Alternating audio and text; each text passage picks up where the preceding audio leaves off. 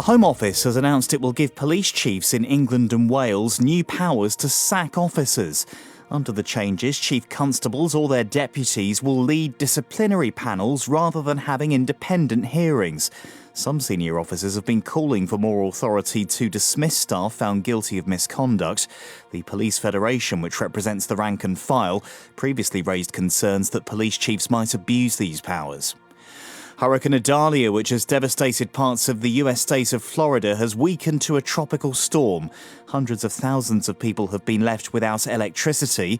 The storm has been moving across Georgia, and residents are being warned it remains a threat to life and property.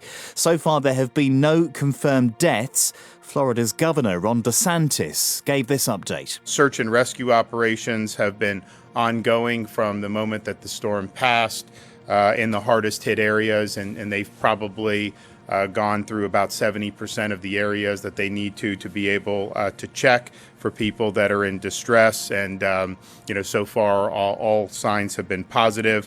Health leaders will meet today to discuss how hospital managers in England are regulated. There have been calls for senior staff to be overseen in a similar way to doctors and nurses after it emerged warnings about the conduct of the nurse Lucy Letby, who was later convicted of murdering 7 babies, weren't acted upon. MPs have said safe drug consumption facilities where users can take substances under medical supervision should be piloted across the UK. The Commons Home Affairs Committee wants drugs laws reformed. The government says it's investing in tackling the supply of illicit drugs as well as treatment for users. Here's our political correspondent, Layla Nathu. The committee says drugs laws should be updated to support the greater use of public health-based interventions, and that drug policy should be the joint responsibility of both the Home Office and the Department of Health and Social Care.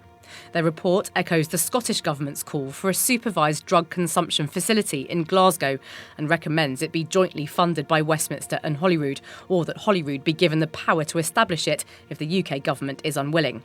The MPs also say the facilities should be piloted in other parts of the country where there's deemed to be the need. A Home Office spokesperson said there was no safe way to take illegal drugs and they had no plans to consider safe consumption facilities. Officials in India have resorted to unusual tactics to prevent monkeys disrupting the G20 summit in Delhi next week. Impersonators who mimic the calls of larger monkeys will be stationed outside hotels and conference venues to stop the animals pestering high-level delegates. This impersonator used to work stopping monkeys bothering bureaucrats around the Indian parliament. This is to scare the monkey away. The monkey thinks a langur is around the corner, and this one, and then this one. That's to scare them away. We mix all 3 sounds so the monkeys think that a man has come with a langur.